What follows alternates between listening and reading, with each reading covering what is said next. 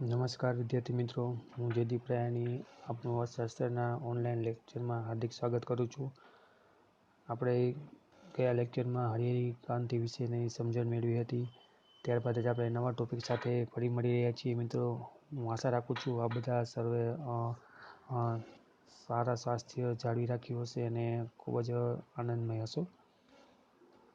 Online એજ્યુકેશનમાં આજનો topic છે, એમાં મુખ્ય બે પોઈન્ટને આપણે આવરી લીધેલ છે. એક તો પાક સંરક્ષણ છે અને જે કહી શકાય કૃષિ સંશોધન છે. આ બે ટોપિકની આપણે ચર્ચા કરવાના છીએ, જે આપણે છે 3 અથવા 2 માર્ક્સમાં છે એ પૂછી શકાય એવો ક્વેશ્ચન છે. તો આ પોઈન્ટને ખૂબ જ સમજવાનો સારી રીતના પ્રયત્ન કરજો અને આમાંથી MCQ અને એક વાક્યના ક્વેશ્ચન પણ પૂછી શકાય તેવા માટેના પોઈન્ટ અથવા મુદ્દાની યાદી આમાં બની શકે તેવી છે. તો ખાસ છે આપ મિત્રો છે એ ધ્યાનથી આ પોઈન્ટને સમજવાનો પ્રયત્ન કરજો.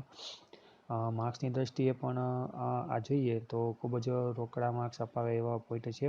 તો ટૂંકા પ્રશ્નોની જે સિરીઝ આપણે ચાલુ કરીએ છીએ, જે 3 ને 2 માર્ક્સના ક્વેશ્ચન છે, તેમાં આપણે આજે આગળ વધી રહ્યા છીએ. તો તેમાં પાક સંરક્ષણ અને જે કૃષિ સંશોધન છે તે ટોપિકની આપણે ચર્ચા કરવાના છીએ. હું આશા રાખું છું કે આપ સૌને આ જે લેક્ચર છે એ ગમશે અને ખૂબ જ સારી રીતના પ્રશ્નો પાકા પણ થઈ જશે અને સારી રીતના સમજાઈ પણ જશે.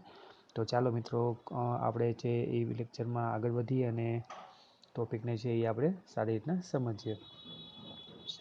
સૌપ્રથમ આપણે પાક સંરક્ષણ છે એની થોડીક વાત કરવાના છીએ. તો ક્રોપ પ્રોટેક્શન કે જે પાક સંરક્ષણ છે, તે પહેલાં શબ્દને આપણે સમજી લઈએ કે શા માટે આ ટોપિક છે આપણે એની ચર્ચા કરવા જઈ રહ્યા છીએ અને શા માટે આ ટોપિક છે આપણા માટે મહત્ત્વનો છે. આપણો પાઠ છે જે કૃષિ ક્ષેત્ર છે, તે કૃષિ ક્ષેત્રમાં ઘણી બધી વસ્તુઓ આપણે હરિયાળી ક્રાંતિ છે એ જોઈ છે. પછી કહી શકાય પાકની ફેરબદલીની પણ આપણે ચર્ચા કરેલ છે. પણ અહીંયા પાક સંરક્ષણ, પાકના રક્ષણ માટેની જે વાત આપણે કરવા જઈ રહ્યા છીએ તે શા માટે ઇમ્પોર્ટન્ટ છે, તો પહેલાં એને સમજી લઈએ આપણે કે પાક સંરક્ષણનો મતલબ થાય છે કે આપણે પાકને જે આપણે રક્ષણ આપવા માટે અથવા તેને બચાવવા માટે અથવા તેને કહી શકાય કે આપણે એને જાળવી રાખવા માટે, તેને અલગ અલગ પ્રકારની થતી નુકસાનીથી બચાવવા માટે જેટલા પણ પગલાં ભરીએ છીએ, એ દરેક પગલાં કે દરેક એક્શન છે અથવા દરેક જે બાબતો આપણે એની કાળજીપૂર્વક ધ્યાન લેતા હોઈએ, એ દરેક બાબત છે એ પાક સંરક્ષણ એટલે કે ક્રોપ પ્રોટેક્શનની અંદર આવતી હોય છે. હવે આપણે પ્રશ્ન થાય કે પાક સંરક્ષણની જરૂર આપણે કૃષિ ક્ષેત્રમાં શા માટે છે. તો પહેલાં એની વાત કરી લઈએ કે પાક સંરક્ષણ છે એની કૃષિ ક્ષેત્રે શા માટે જરૂરિયાત છે. તો એની વાત આપણે કરતા હોઈએ તો પાક સંરક્ષણની જરૂરિયાત એટલા માટે વધી જાય છે કે આપણે છે ધારો કે પાકને છે રક્ષણ ન આપીએ, પાકને છે આપણે બચાવવાનો પ્રયત્ન ન કરીએ, તો પાકને છે આપણે કોઈપણ પ્રકારના રોગો અથવા કોઈપણ પ્રકારના પરિસ્થિતિમાં છે એને જાળવી રાખવાનો કહી શકાય કે એને સાચવવાનો પ્રયત્ન આપણે ન કરીએ, તો ઘણીવાર છે પાકને થતું નુકસાન છે એ આર્થિક દૃષ્ટિએ પણ ખેડૂતને કે ખેતી ક્ષેત્ર સાથે જોડાયેલા કૃષિ ક્ષેત્રોના દરેક લોકોને તેનું ઘણીવારથી મોટું નુકસાન પણ વેઠવું પડતું હોય છે. તો પાક સંરક્ષણનો મતલબ છે કે જે પાક છે, જે એના માટે આપણે તમામ જેટલા પણ પગલાઓ ભરતા હોઈએ છીએ, જેમ કે આપણે જંતુનાશક દવાનો ઉપયોગ કરતા હોઈએ છીએ, ખાતરનો ઉપયોગ કરતા હોઈએ છીએ, અથવા એના માટે જે પણ બધી વસ્તુઓનો બચાવ કરવો જોઈએ, પશુ પક્ષીઓ હોય, રોગો હોય, જંતુઓ હોય, આ બધી વસ્તુઓથી જોઈને આપણે બચાવવાનો પ્રયત્ન કરીએ, તો ઉગેલા પાકમાં આ દ્રષ્ટિએ પણ જોઈએ તો એક પ્રકારનું ઉત્પાદનનો વધારો જ જોવા મળે છે. કારણ કે પાકને જો બગડતો આપણે અટકાવી લઈએ છીએ તો જે ઉત્પાદન છે એ ઘટી જતું હોય છે, એ અહીંયા ઘટતું નથી અને પાક છે એ ઉત્પાદનમાં છે એ આપણે વધારો થયેલો જોવા મળે છે. પણ એ એક પ્રકારનો વધારો નથી, પણ આપણે એને બચાવીને રાખેલો એક પ્રકારનો શેપ અથવા એક પ્રકારનો આપણે એ કહી શકાય કે બચત કરેલો પાકનો ભાગ છે. તે પણ આપણે છે એ આવક અપાવવામાં ખૂબ જ મહત્ત્વનું સાબિત થતું હોય છે. તો પાક સંરક્ષણ છે એ આપણા માટે કૃષિ ક્ષેત્ર માટે ખૂબ જ મહત્ત્વનું છે. કારણ કે 70% જેટલી વસ્તી હજી પણ કહી શકાય આસપાસની વસ્તી છે એ ગામડામાં વસે છે અને સાથે 49% જેટલા લોકો છે એ ખેતી સાથે સીધા જોડાયેલા છે અને બાકીના એના સિવાયના જે કહી શકાય અપ્રત્યક્ષ રીતે જોડાયેલા લોકો છે એની સંખ્યા પણ ઘણી બધી છે. તો પાક સંરક્ષણ એ ઘણા બધા ઉદ્યોગોને પ્રોત્સાહન પણ આપે છે અને એ આપણા ભારત જેવા લોકશાહી દેશમાં અને ખેતી પ્રધાન દેશમાં પાક સંરક્ષણ છે, ક્રોપ પ્રોટેક્શન છે, ખૂબ જ મહત્ત્વનું અને અતિ ઉપયોગી સાબિત થાય છે. તો તો મિત્રો, જે પાક સંરક્ષણની વાત આપણે કરવાના છીએ તેમાં આપણે વિગતવાર હવે આપણે ચર્ચા કરીએ કે જે આપણી પાસે આંકડાકીય વિગત છે, જે એક વાક્ય અને MCQમાં છે એ ઘણી વખત છે એ બોર્ડમાં પૂછાયેલ છે, તો આપણે ખાસ છે અને આપણે સમજવાનો પ્રયત્ન કરીશું. પાક સંરક્ષણ શું છે એની મેં તમને ઉપર છેલ્લી માહિતી આપી છે. હવે આપણે એની વિગતવાર સમજીએ. હવે વાત કરતા હોય પાક સંરક્ષણ ક્રોપ પ્રોટેક્શનની, તો સૌપ્રથમ આપણે વાત કરીએ તો જંતુનાશક દવાઓ હોય એના ઉપયોગ વડે ખેત ઉત્પાદકતા વધવી જોઈએ, બરાબર છે. કોઈપણ પાકની પાછળ આપણે જંતુનાશક દવાઓનો ઉપયોગ કરતા હોઈએ તો એની ઉત્પાદકતા, જે ખેતની ઉત્પાદકતા છે એ વધવી જ જોઈએ. પરંતુ ભારત જેવા દેશ છે એમાં જંતુનાશકોનો હેક્ટર દીઠ વપરાશ કેવો થાય છે, તો કે ઘણો ઓછો થાય છે. તો કે પાક સંરક્ષણનું અથવા રક્ષણની જે વાત આપણે કરીએ છીએ એમાં બીજા દેશોની સરખામણી આપણે વાત કરતા હોઈએ ને, તો આપણા દેશમાં જે જંતુનાશક દવાઓ છે અથવા જેને પ્રોટેક્શન, પાકના રક્ષણ માટેની જે આપણે સૌથી મુખ્ય બાબત કહી શકીએ જે જંતુનાશક દવાઓ છે, તેનો આપણે ભારત દેશમાં ખૂબ જ ઓછો વપરાશ કરી રહ્યા છીએ. એનો મતલબ કે વિદેશોમાં છે આ પાક સંરક્ષણમાં જંતુનાશક દવાનો કે એનો ઉપયોગ છે સૌથી વધારે થાય છે. એટલા માટે જ વિદેશોમાં છે, વિકસિત દેશો છે, એ ઓછા લોકો ખેતી કરતા હોવા છતાં, અને કહેવાય કે ખેતરનું પ્રમાણ અથવા જમીન વિસ્તાર ખૂબ જ ઓછો હોવા છતાં પણ છે એ મબલક પાક લઈ શકે છે. એનું મેઇન કારણ છે અથવા મુખ્ય કારણ કહી શકાય એ એક પ્રકારની પાક સંરક્ષણ માટેની એની પદ્ધતિ જ છે.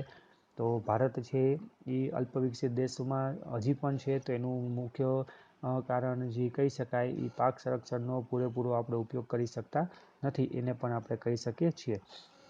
ત્યારબાદ આપણે આગળ વધીએ તો 2015-16ના આંકડાકીય માહિતી મુજબ, આ બધા આંકડાકીય માહિતી આપણા માટે ખૂબ જ મહત્ત્વની છે, ખાસ મિત્રો ધ્યાનમાં લેજો કે 2015-16 મુજબમાં ભારતમાં છે એ 0.5 કિગ્રા એટલે કે અડધો કિલોગ્રામ અથવા 500 ગ્રામ પ્રતિ હેક્ટર જંતુનાશક દવાનો જ ઉપયોગ થાય છે અથવા થતો હતો. તો કે 15-16ના આંકડાકીય માહિતી પ્રમાણે અડધો કિલો અથવા 500 ગ્રામ છે એ પ્રતિ હેક્ટર, જે હેક્ટર છે એ જમીન માપવાનો એકમ છે, તો પ્રતિ હેક્ટર છે એ એટલી જ જંતુનાશક દવાનો ઉપયોગ કરવામાં આવતો. જ્યારે આપણે ભારત સિવાયના દેશોની વાત કરીએ તો અમેરિકા જેવા દેશોમાં છે એમાં પ્રતિ હેક્ટર 7 કિલોગ્રામ, યુરોપ જેવા દેશો છે એમાં આપણી દ્રષ્ટિએ જુઓ તો 2.5 કિલોગ્રામ, જાપાનમાં જુઓ તો કે 12 કિલોગ્રામ, અને કોરિયામાં જુઓ તો 6.6 કિલોગ્રામ આટલી દવાનો, જંતુનાશક દવાનો ઉપયોગ કરવામાં આવતો હતો. તો આપણા કરતાં જે આ કિલોગ્રામમાં પ્રતિ હેક્ટરમાં છે એ ખૂબ જ વધારે કહી શકાય.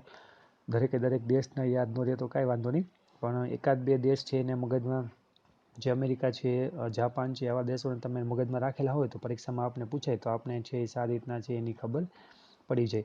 તો આ જે પ્રતિ હેક્ટર જંતુનાશક દવાનો વપરાશ જે આપણે જોઈએ છીએ આંકડાકીય માહિતી પ્રમાણે કે 5 છે, 7 છે, 2.5 છે, 12% છે, અને 12 કિલોગ્રામ છે, અને 6.6 કિલોગ્રામ છે.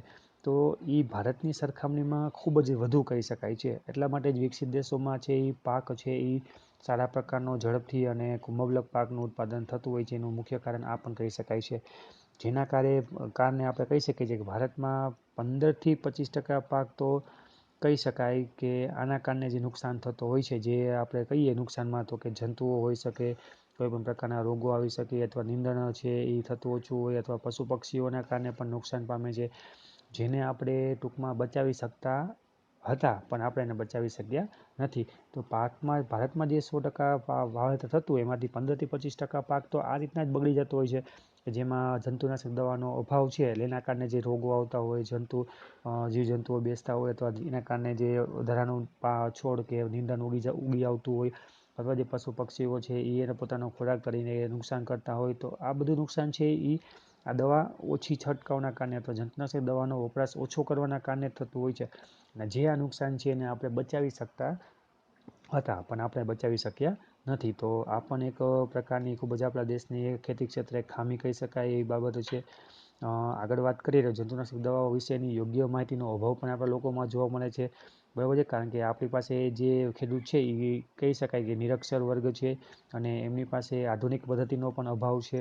એમની પાસે ટેકનિશિયનની સલાહ લેવા માટેની પણ કહી શકાય સ્ત્રોતો ઓછા છે, અથવા કહી શકાય કે છે તો ખૂબ જ દૂરના વિસ્તારોમાં હોઈ શકે. એમના વિસ્તારથી ખૂબ જ કહેવાય કે નજીકના વિસ્તારમાં આવું કોઈ પણ ટેકનિશિયન કે સલાહ સૂચન માટેનો કોઈ વર્ગ ન મળતો હોય, એવું પણ હોઈ શકે. આપણી જે દવાઓ છે એ પણ સારા ક્વોલિટીવાળી, ગુણવત્તાવાળી ન હોઈ શકે, નીચી ગુણવત્તાવાળી હોઈ શકે.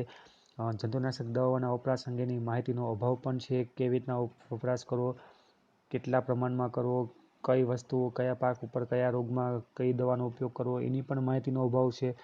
મોટાભાગના પોતાની કોઠાસૂઝ અને કહી શકાય કે અનુભવ પરથી મોટાભાગના ખેડૂતો છે એ જંતુનાશક દવાનો ઉપયોગ કરતા હોય છે. પણ વૈજ્ઞાનિક ઢબે જો કોઈ પણ ભૂમિ પરીક્ષણ કરાવીને પછી જો એની ઉપર મદદથી પાકના સર્વે પ્રમાણે ચકાસણી કર્યા પછી જો કોઈ જંતુનાશક દવાનો ઉપયોગ કરે તો એ સારી પ્રકારની પદ્ધતિ કહી શકાય છે. પણ આપણે પાસે એ એક પ્રકારની કહી શકાય કે એક મર્યાદા પણ છે. તો ભારત જેવા દેશમાં જંતુનાશક દવાનો અયોગ્ય ઉપયોગ પર્યાવરણ અને માનવજાત માટે એક મોટો પ્રાણઘાતક બની રહ્યો છે. તો અહીંયા આપણે પ્રાણઘાતક શબ્દો એટલા માટે મૂકે છે કારણ કે જે ભારત છે એમાં સૌથી મોટો વર્ગ છે એ ખેતીમાં જોડાયેલો છે. સૌથી મોટો વિસ્તાર પણ ખેતીમાં સાથે રોકાયેલો છે. અને આમાં જે દવાનો ઉપયોગ કરીએ અને અયોગ્ય રીતના ઉપયોગ કરવામાં આવે એટલે કે યોગ્ય રીતે ન હોય તો એના કારણે જે પર્યાવરણને પણ જે નુકસાન થાય છે અને જે પાકને કે કહી શકાય છોડ કે જો આપણે વાવણી કરતા હોય ઉગાવતા હોય પાક તેમાં પણ એની દવાના અયોગ્ય ઉપયોગના કારણે માનવજાત માટે પણ નુકસાનકારક અથવા પ્રાણઘાતક બની રહેતા હોય છે. તો પાક સંરક્ષણ માટેની જે આપણા માટેની જે અજ્ઞાનતા છે અથવા કહી શકાય કે પાક સંરક્ષણ માટેની જે આપણા માટેની માહિતીનો અભાવ છે એ પણ આપણે ઘણી રીતે નુકસાન પહોંચાડી રહ્યું છે. ભારતના ખેડૂતોને જંતુનાશક દવાઓના જુદા જુદા પ્રકારો અને તેમના ઝેરીપણા વિશેની માહિતી આપવા માટે CIBRC નામની સંસ્થા છે કાર્યરત છે. એટલે કે કોઈ પણ દવા છે એમાં કેટલું ઝેરનું પ્રમાણ છે, દવાઓનો પ્રકાર કયો કયો છે. તો એની ધારો કે કોઈ પણ ખેડૂતને કોઈ પણ વ્યક્તિ છે એમને માહિતી જોતી હોય તો એમના માટેની જે સંસ્થા છે જે સંસ્થાનું નામ છે CIBRC. તો એને ફૂલ ફોર્મમાં આપણે ઇંગ્લિશમાં લેવું હોય તો લઈ શકાય કે central insecticide board and registration committee.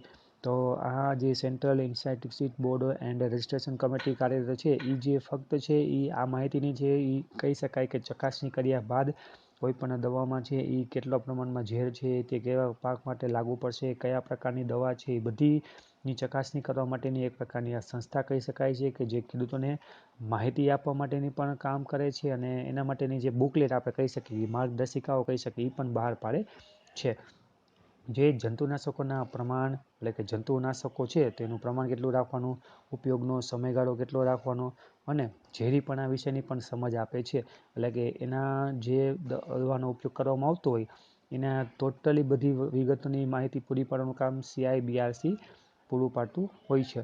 તો આ માહિતીનો વ્યાપ છે એ ખેડૂતોમાં વધારવો જોઈએ જેનાથી ખેડૂતો છે એ જંતુનાશક દવાના ઉપયોગથી પાક સંરક્ષણ છે એ વધુ સારી રીતના કરી શકે અને જેથી જે જંતુનાશક દવાઓ છે જેના કારણે પર્યાવરણ છે એ સંવર્ધક બને એટલે કે પાકને છે એ સારી રીતના અને પર્યાવરણને પણ સારી રીતના બચાવી શકાય એ પ્રકારનું એક વાતાવરણ ઊભું થાય.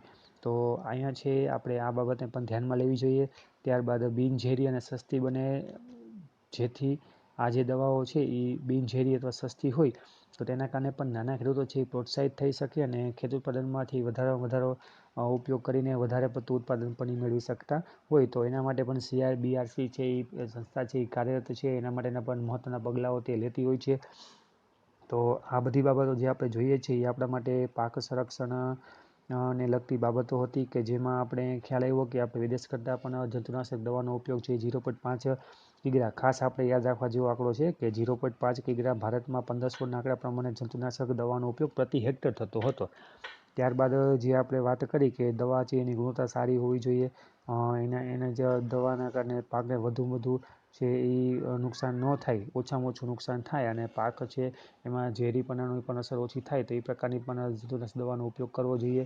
આ દવા છે એ સસ્તી અને સારી પણ હોવી જોઈએ અને કહી શકાય કે કઈ લોકો સુધી વ્યવસ્થિત પહોંચી શકે એ પ્રકારની વ્યવસ્થા પણ સરકારે કરવી જોઈએ અથવા જે CIBRC છે એ આ સંસ્થા છે એનું કામ કરે છે એની ચકાસણી કરવાનું પણ કામ કરે છે. તો આ રીતના છે એ CIBRC નામની સંસ્થા છે એ ખેડૂતોને પાક રક્ષણ માટેની જેટલી પણ જરૂરી બાબતો છે એની માહિતી પૂરી પાડવાનું કામ છે એ આ સંસ્થા કરતી હોય છે. તો આ હતો આપણો ટોપિક પાક સંરક્ષણ.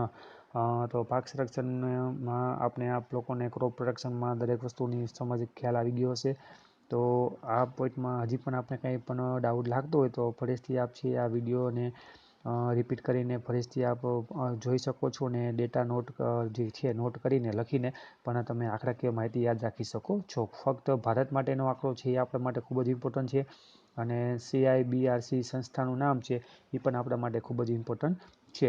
તો આટલી વસ્તુ ધ્યાનમાં લેવાની રહેશે. ત્યારબાદ આપણે વાત કરીએ તો આપણે નેક્સ્ટ ટોપિક તરફ જવાના છીએ, જે આપણા લેક્ચરનો પાર્ટ નંબર 2 છે, કૃષિ સંશોધન, એગ્રીકલ્ચર રિસર્ચ. હવે કૃષિ સંશોધનની આપણે વાત કરીએ તો આ ટોપિકને આપણે સાથે એટલા માટે લઈએ છીએ કે પાક સંરક્ષણની સાથે સાથે જે આ CIBRC સંસ્થા છે એની સાથે સાથે કૃષિ સંશોધન પણ આપણા દેશમાં ખૂબ જ જરૂરી છે. કારણ કે ભારતમાં મોટાભાગનો વર્ગ છે એ ખેતી પર નિર્ભર છે અને એની સાથે સાથે આપણે કહીએ કે ખેતીની સાથે સાથે ખેતી સંલગ્ન ઉદ્યોગો પણ કહી શકાય. એની સાથે સાથે જે ઔદ્યોગિક ક્ષેત્રો છે એ પણ જોડાયેલા છે. તો કૃષિ સંશોધન થાય અને એના કારણે જે ભારતમાં જે નવા પ્રકારની ક્રાંતિ થાય, જેનાથી આખા દેશને અને કહી શકાય કે જે ક્રાંતિનો લાભ મળે એ લાભ આપનાર સંસ્થા પણ કૃષિ સંશોધન સંસ્થા કહી શકાય છે અથવા કૃષિ સંશોધનના એક દેન છે. તો એને પણ આપણે સમજવું જરૂરી છે આપણા માટે. 2 માર્ક્સમાં કે એ રીતના પ્રશ્ન પૂછાયેલો હોય તો આપણે છે એ ખ્યાલ આવી જાય, એટલા માટે આ પ્રશ્નની પણ આ ટોપિકની પણ આપણે ચર્ચા સાથે સાથે કરીએ છીએ.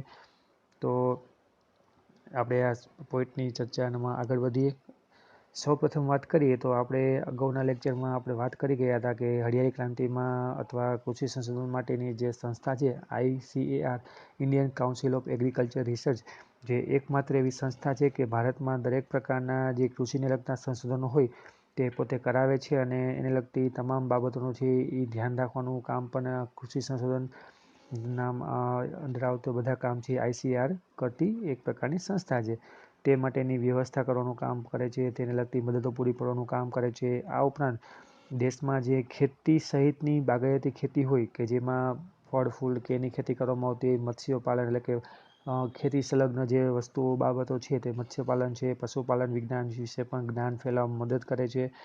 તો એક દ્રષ્ટિએ જોઈએ તો ICAR છે એક પ્રકારની હરિયાળી ક્રાંતિના વિસ્તાર માટેનું પાયાનું કાર્ય કરે છે. એટલે કે હરિયાળી ક્રાંતિ છે એ કોઈ સીમિત વિસ્તાર પૂરતી સીમિત ન રહે અને તેનો ફેલાવો છે આખા દેશમાં અને દરેક ક્ષેત્ર સુધી કહી શકાય સ્થાનિક ક્ષેત્રો સુધી પણ તેનો ફેલાવો થાય એ માટેનું પણ કાર્ય છે એ હરિયાળી ક્રાંતિ જેવા કહેવાય કે એકમો સુધી પહોંચાડવાનું કામ, ખેતી સુધી પહોંચાડવાનું કામ અથવા દરેક ખૂણે ખૂણે પહોંચાડવાનું, ખેતીના સુધી લઈ જવાનું કામ ICAR સંસ્થા કરે છે.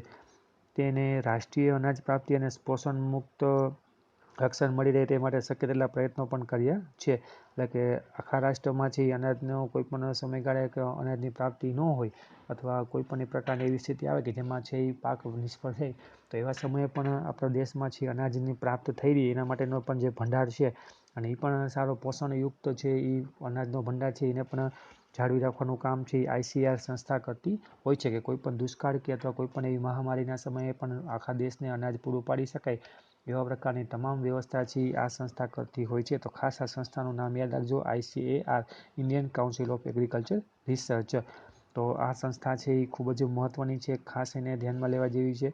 તો આ હતું કૃષિ સંશોધનનો એક નાનકડો ટોપિક કે જે કૃષિ સંશોધન છે એ કઈ સંસ્થા કરે છે એની આપણે ચર્ચા કરી અને એ સંસ્થા છે તેનું કામ શું છે અથવા તેના મુખ્ય હેતુ શું છે એની પણ આપણે ચર્ચા કરી. તો આપણે જે 2 ટોપિક સમજ્યા છે જેમાં આપણે પાક સંરક્ષણ અને કૃષિ સંશોધન 2 ટોપિકની આપણે વાત કરી છે. તો હું આશા રાખું છું કે આપણે આ 2 ટોપિક છે એ સારી રીતના સમજાઈ ગયા હશે અને આપણે આમાં કાંઈ પણ ડાઉટ હોય અથવા કંઈ ક્વેરી હોય તો આપ છે એ મને કોમેન્ટમાં પણ જણાવી શકો છો. તો હું એને ચોક્કસ આન્સર આપવાનો પ્રયત્ન કરીશ અને એવું લાગે કે હજી પણ અમુક વિગત સમજાતી ન હોય તો આપ છે એ વિડીયોને ફરીથી છે જોઈને પણ છે ક્વેરી સોલ્વ કરી શકો છો અને વધુ એવું બધું ડાઉટ હોય તો મારો સંપર્ક પણ કરી શકો છો. તો હું આશા રાખું છું કે આપને છે આ લેક્ચર વિડીયો ગમ્યો હશે. બને એટલો વિડીયોને લાઇક કરજો અને તમારા મિત્રો સુધી પહોંચાડજો કે જે આ ટોપિકને સારી રીતના સમજી શકે અને બને એટલું આપ છે એ આપણા સ્વાસ્થ્યને જાળવવાનો પ્રયત્ન કરજો મિત્રો. તો ચાલો મિત્રો, આજે આપણે આ લેક્ચરને પૂર્ણ કરીએ છીએ. નવા લેક્ચરમાં આપણે ફરી નવા ટોપિક સાથે મળીશું મિત્રો. આવજો.